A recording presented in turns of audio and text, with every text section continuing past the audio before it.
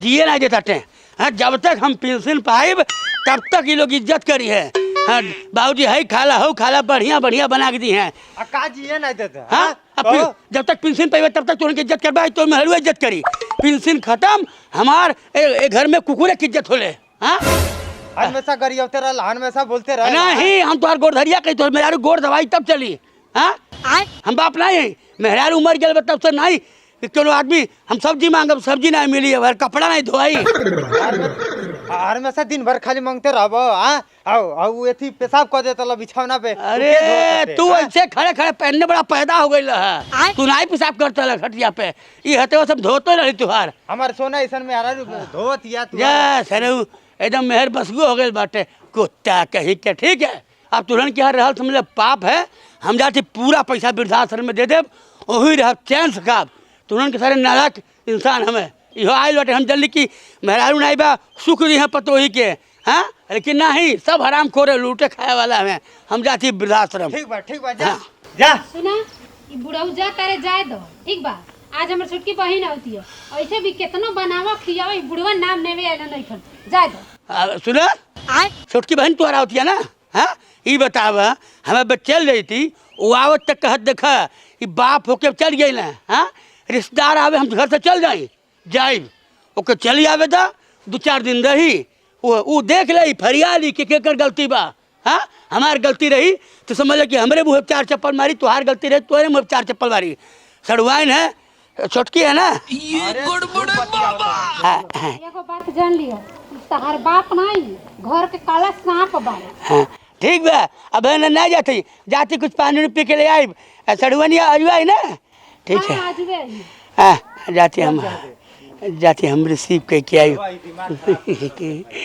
सड़गान गाती ना कुछ कह सकीला। है बुढ़ापा में व्यवस्था नहीं कुछ करे पड़ी ना। जान था हमें पता चलल कि गोबरिया सड़वाइन होती है ना। हाँ बाबूजी खप खप खप खप बिना गाड़ी के दौड़ते पैदल चल गई। अच्छा बाबूजी हम करी हम रिसीव करे जाबे ओके वो तो बहनिया बहुत जल्लादिन है वो तो के देखल नहीं चाहेले वो कहेले यहाँ आई तो खाई ओकर विदाई करे पड़ी। हम करी सुना हम जब तक पेंशनिया पाइब न तो लोगन के मुँह नहीं ताके बा वो समझ ल कि गोबरिया सड़ुआइन नहीं है हमार सड़ुआइन है। हाँ बाबूजी सही। बाबूजी नहीं बाबू तू जो जन कालू तुम तू खियौलू है ना। हाँ हाँ तू कहीं नाकी में के देवली है ना। हाँ। अपनी दीदी को बतावे मत वो डाइन है जान जाए कुल छोड़ ली कुल हमें कहता है ना कि वृद्धाश्रम में चल जा। हाँ हाँ हम कि ना चढ़वाए ना होती है ओकरे खैले पियले रहले और सुतले की व्यवस्था हमरे रही ना। हाँ हाँ बाबूजी नहीं बाबू।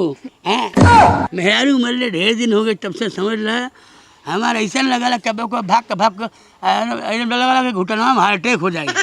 हाँ ठीक बने ये बता कि हम तो कहने की लगी नहीं। हाँ लगी ना तू जोन कहबू हम पूरा पेंशन तुहरे ना उससे। हाँ हमके पता बा कि तुहरे मर्द मर गए बा। हाँ तो हमारो मेहरारू मर गए बा तुहरो मर्द मर गए बा देख रेख में तनिको हेन्नो भर कमी ना हुई वहाँ पता न चल रही है। अच्छा से पकड़ सकीले अब चला हम तुम चोरी से बंधे की डोरी से। का हो वो हमर बहनिया आवतिया ओकरा तू लिया हूं ना गइला। अरे बुझाता दूध नहीं पियत कि मोहरिया रह जाइए। दूध नहीं खे पियत ऊ तो ठीक बा लेकिन सियान लड़की भी अपन ऊंच नीच हो जाई तब। अरे समझदार भी चल जाइयो। हाँ आ गई लो बाबूजी हाँ का है तू कब गई लला। अरे गई लानी हम सड़ुआइन के आने खातिर गई लानी। हां हाँ और क्या ना ये तो केल के आओ तो लोगों के नहीं बेचार चाहिए बेचारी आओ कैसे आई। हाँ अरे गई उनके हलवा सोहन सजनम खियौली घक्सरम खियौली रसगुल्ला खियौली है नहीं आखिर केकर जिम्मेदारी है तुम्हार बहन नहीं ना सोचे क्या ही। हाँ सोचे क्या ही ये हमारे बाबू गए हमारे बाबूजी। हाँ हाँ बाबूजी हाँ और क्या मतलब अरे प्यार से बाबू नहीं कह सकता आदमी बाबू बाबूजी बाबू बाबूजी बाबू है नहीं। चल चल अंदर ये लोग पानियों पिए नहीं दिए हैं। चलो तू सीधे हमारे कमरा में चला। चल अंदर हम पानी ले पिया होता नहीं जा घर जाई बेग दा। देखे है देखे अबे हम बोला पे धीरे चलिए कमरा का बतियाओ चलो कुछ ना करने बच्चा को चीज की दिक्कत हुई बता खैले पिए लेके ए मर तो बेटी लागी न तुहार अरे ठीक है कौन चलो। बात नहीं हाँ घर में जो देख जोरे ए मर तो बुढ़ौटी में सठियाई लगा अरे नहीं सठियाइल बाड़ी सर मतारी मर गए तब से पाल पोस के हम ही माइयो रहनी तो वही बापो रहनी एक को जाए सोचेला कि पहले बपो भी हवा करा दी हाँ यही करतनिया से फांसी लगा के मर गए फांसी लगा मर गया तो मर गया का हम का कर सकेला हाँ तो रानियो वैसन बाटी वैसे हाँ हमें बुढ़ापा आ गया बस सुन पेंशनिया हम कुल तो के दे दे बस चढ़वाइनिया के कैसो दूर सारे अशुभ रोता सारा अब तू मरब लागत माई बलाओ अरे ठीक है देखल जाई अब जात है चढ़वाइन के कोनो असुविधा ना हो चाहिए वो हमार कलेजा हमार जान है ठीक है ना जो अपन काम कर हम जाई चढ़वाइन के खैले पियले के व्यवस्था करी और इनाई के जाके सुता दी है कहीं कूड़ा करकट में हम जहाँ सुता वहीं सुताई सुताई अरे राम राम रे ए माई इनहु के बलाऊ साथ हवे इनहु के बलाऊ पिल्ला बोल दिल बा पत्ता काट एकरे घरे आवक मतलब भइल कि बस तुरंते कपड़ा धोम लगा देली पनियो नहीं देली ऐसे अच्छा अपने घर में हम ठीक रहली उनका बबुआ जी बढ़िया रहना है कम से कम खाए पिए का तो पूछला है और ई हम तेरे खातिर लाल बाटी मौसमी जूस जांगे दो जैसे हाँ और त्वचा में निखार आता है चमचमाती है जवानी पियो पियो पियो पियो तुमसे मिलकर न जानी क्यों और भी कुछ याद आता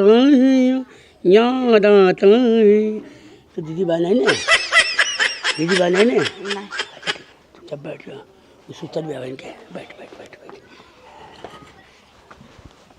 देखा हम सीधे और एकदम कट्टा कट्टा बात कर चाहत है तू तोरो मर्द मर गेल बा हमरो मेहर मर गेल बा तू सहारा चाही हम सहारा चाही ठीक है कौनो कमी ना हो दे बर्तन धो कपड़ा धो देह दबाई बम्बई में मसाज सीख रहे बटी मसो कह दे कौनो कमी ना हो दे और हई बार झरल मत समझा आदमी करेजा से अंदर से जवान होला ठीक है ना बारे से तो लौंडो बूढ़ हो जाता थे हाँ तनिको कमी पावे तो छोड़ दिए तनिको मतलब कि आप में एकदम तो मौका देंगे हम ए कौन सी को मौका देता हाँ हाँ कुछ खाए पिए खोई तो बतावे हमके ठीक है ना सुना अब कमरा में बोला भी चले आओ ठीक है आपको कुछ नहीं हाँ हाँ हाँ ए बाबूजी हाँ का कहत रहो अरे बेचारी परेशान में कहती है ना कि खाए पूछे के न पानी पिए पूछे के पानियों ने दी तू लोग ऐसे निर्लज आदमी हो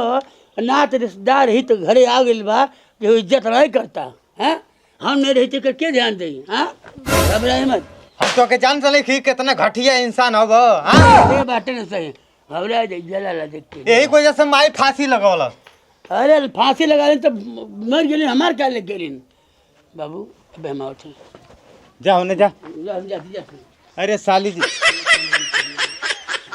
अरे साली जी हो बुढ़ो बापे से काहे टिल्ली लिली पुक कोयले के चक्कर में बाड़ू कहीं अबे बाबू बाबू कह के बाबू दे दी तो साला हमारा आधा हिस्सा ले ले अरे बाबूजी बहुत अच्छा बना है अच्छा बनो हाँ अरे देख रे है का समझाओ होने जाइल मत करो ठीक बा एनिए सुती हो अगर ओने गइलू आ जहाँ हंसलू तहाँ फंसलू तब काम तमाम जा जौन भी हो बाबूजी ही हमार बाबू हमें बाप बड़ा ना भैया सबसे बड़ा रुपया कहाँ भी है जिलेबी है का चौकिया के नीचे झांकता रहा सुना आय अरे जिलेबिया के देखलू ओकरे के तो हम खोजता नहीं कब से तो कहाँ भी है वो अब हम कैसे बताएं जे कहाँ भी है पूरा घर हम छान मरनी अरे दादा हो दादा कहीं ऊपर नीचे मत हो जाओ हम देखा तनी अगर कौनो ऊपर नीचे भइल ना तो तू ही जानी हो तू ही ओकरा के फोन करके बुलावे लो जब न तब अरे यार हम और यो तो टेंशन बा कि कहीं हमार दूसर भाई पैदा मत हो जाओ तो हर बाप बेटा के चक्कर में ना हम कहीं मुंह देखावे लायक ना रहे अरे दादा हो दादा क्या करे मुझसे शादी करोगी शादी करोगी साली जी तब से खोजत रहनी के कहाँ रहलू है? बाबूजी के रूम में सुता लाली है। अरे बाप देख देख बाबूजी देखा के रूम में ते का करत रहले अरे बाबूजी के रूम में तोरा जगह रह सुते के ई के हो ई हां ई तो हमार बाबू हां। बाबू बाबू नहीं और बाबूजी और इनकर बाबू। तोरे लाज शर्म नहीं लगना है लाज शर्म के बात मत कर। तू तोर सास है और तोर महतारी है। पैसा चाहे तो उनके ना ले जो पैसा, लेकिन हमें अपन जिंदगी जिए दे। चला हनीमून पे। अरे बाप रे बाप ले गए तिली पुक करे ले गए। अरे दादा चला ही हमार बाप नहीं है ई पाप है। ई बाप से बन गए साड़ू। अरे दादा माई उठा लो जा मऊ के। हां हां क के मुंह बा के बात रह आ रोज रोज फोन का के साली बोला ले गइले नु। अब हम आउ तन माई।